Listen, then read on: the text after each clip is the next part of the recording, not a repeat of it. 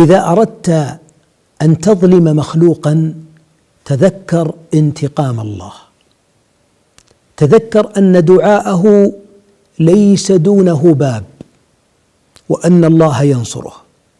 وإذا أردت أن تعصي الله تذكر رؤية الله لك ألا حياء.